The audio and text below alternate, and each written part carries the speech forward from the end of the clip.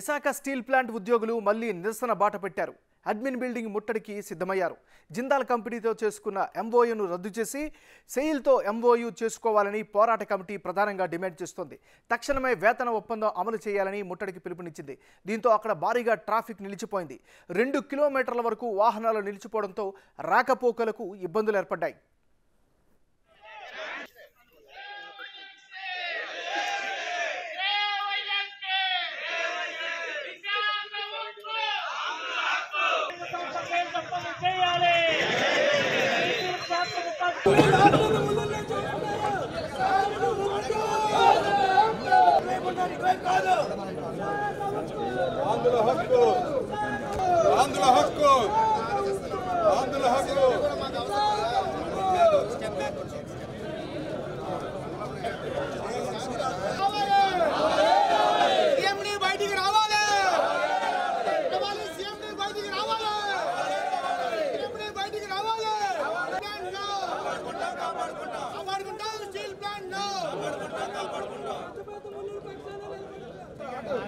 లాగితే బయటకు వచ్చినట్టు చింత ఉంటుంది రమ్మనండి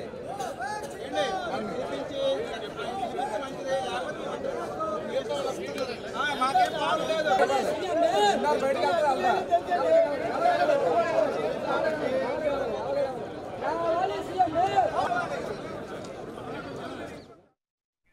విశాఖ స్టీల్ ప్లాంట్ ఉద్యోగులు మళ్లీ నిరసన బాట పెట్టారు. అడ్మిన్ బిల్డింగ్ ముట్టడికి సిద్ధమయ్యారు. జిందాల్ కంపెనీతో చేసుకున్న ఎంఓయూను రద్దు చేసి సెయిల్తో ఎంఓయూ చేసుకోవాలని పోరాట కమిటీ ప్రధానంగా డిమాండ్ చేస్తోంది. తక్షణమే వేతన ఒప్పందం అమలు చేయాలని ముట్టడికి పిలుపునిచ్చింది. దీంతో అక్కడ భారీగా ట్రాఫిక్ నిలిచిపోయింది. 2 కిలోమీటర్ల వరకు వాహనాలు నిలిచిపోవడంతో రాకపోకలకు ఇబ్బందులు ఏర్పడ్డాయి.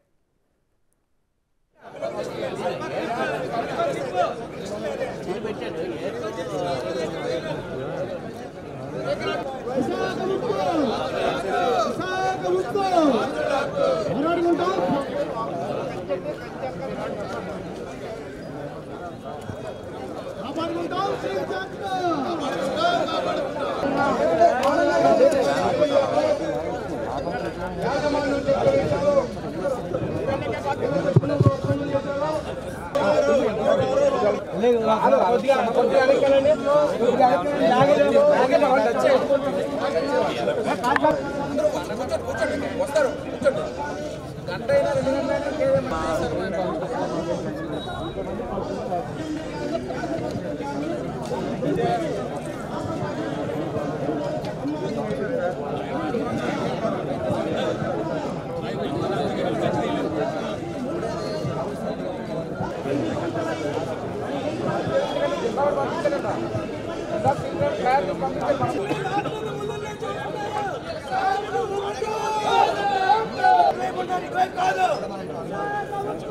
ఆంధ్ర హక్కు ఆంధ్ర హక్కు ఆంధ్ర హక్కు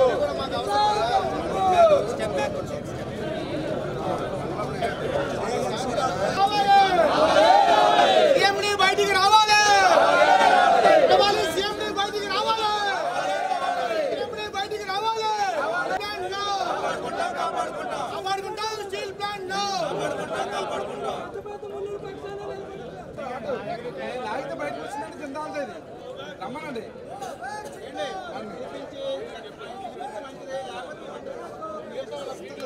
మాకేం బాగులేదు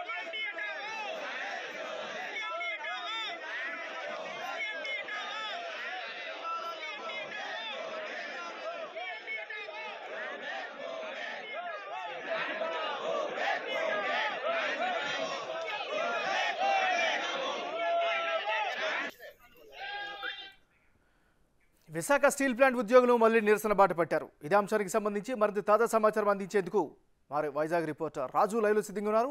రాజు, చెప్పండి, ప్రస్తుతం అక్కడ పరిస్థితి ఏంటి, ప్రధానమైన డిమాండ్స్ ఏంటి, నెక్స్ట్ కార్యాచరణ ఏ విధంగా ఉండే అవకాశం ఉంది? 8:30 దగ్గర నుంచి కూడా ఇప్పటికీ ఆ స్టీల్ ప్లాంట్ ఉద్యోగులందరూ కూడా ప్రస్తుతం అయితే సిఎండి అడ్మిన్ కార్యాలయం దగ్గర ఆందోళన చేస్తున్నటువంటి పరిస్థితి అయితే ఉంది. ఇప్పటివరకు స్టీల్ ప్లాంట్లో వచ్చేటువంటి రాకపోకలన్నింటినీ కూడా నిలుపుదల చేశారు. అదేవిధంగా మనకు కనిపిస్తుంది కదా సిఎండి కార్యాలయం ముందు ఉద్యోగులందరూ కూడా ఆందోళన చేస్తున్నటువంటిది చూడొచ్చు. లోపలికి అంటే లోపల జరుగుతున్నటువంటిది ఇప్పటికే జిందాల్కి సంబంధించి ఒక చీకటి జీవోను దాన్ని తీసుకొచ్చారు. దాన్ని బహిర్గతం చేయాలి. ఆ ఎంఓయూని బహిర్గతం చేయకపోతే మేము ఆందోళన కొనసాగిస్తూ ఉంటున్నారు. ఎందుకంటే ఆ జీవోలో ఏముంది ఏంటనేది ఇప్పటివరకు తెలియదు.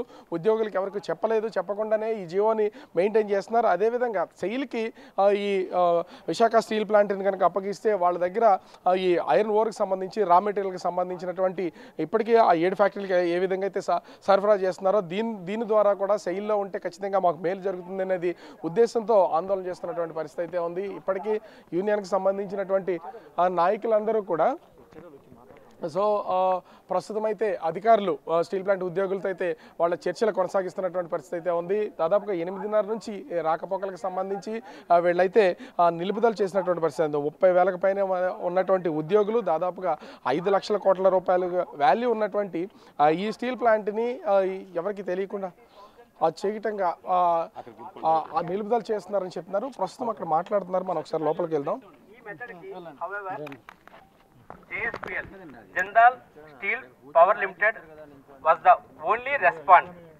RNL pursued this conversion model.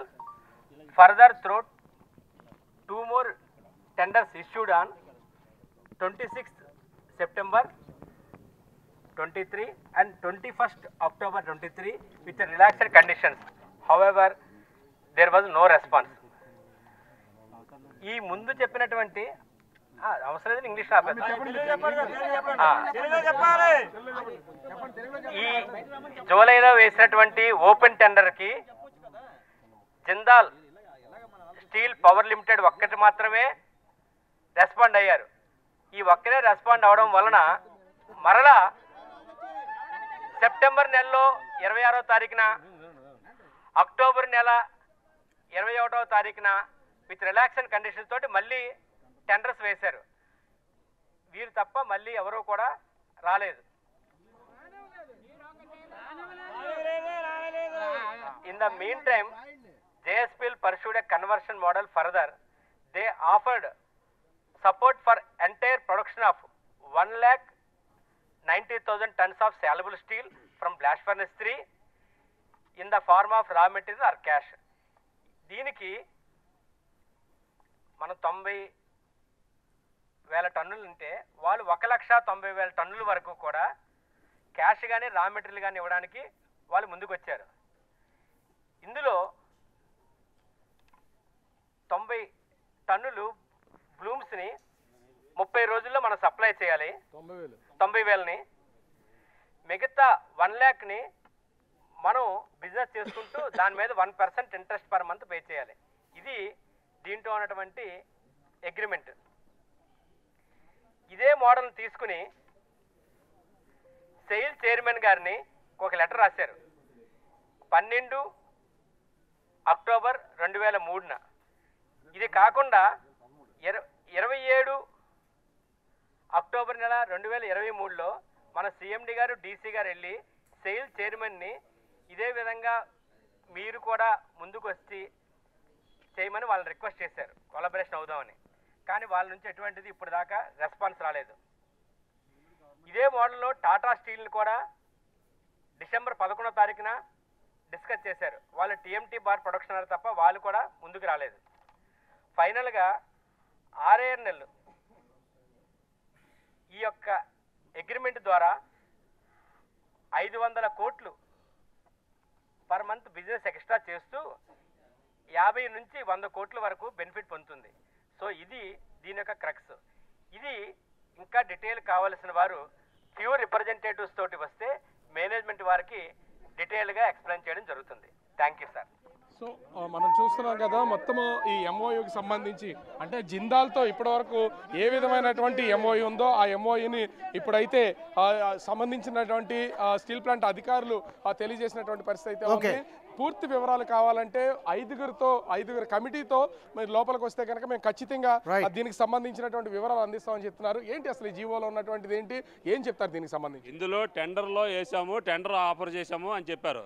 Tender offer చేసినప్పుడు కన్వర్షన్ మోడల్ అనేది లేదు, మధ్యలో సేల్కి ఇచ్చినప్పుడు కూడా కన్వర్షన్ మోడల్ లేదు. Material supply, lifting of the material మనం తయారు చేసి మనం అమ్ముతాం. దానికి కన్వర్షన్కి వీళ్ళు డబ్బులు ఎందుకు ఇస్తున్నారు? కన్వర్షన్ అనేది మధ్యలో ఎలా ఎంటర్ అయింది? విశాఖపట్నం స్టీల్ ప్లాంట్ని అతను సెబీకి ఒక లెటర్ ఇచ్చాడు, నేను ఆల్రెడీ ఎంటర్ అయిపోయాను, ఇది వెరీ గ్రేట్ అచీవ్మెంట్ అనేసి. అంటే జిందాల్ వాళ్ళు సెబీకి ఇచ్చారు లెటరు.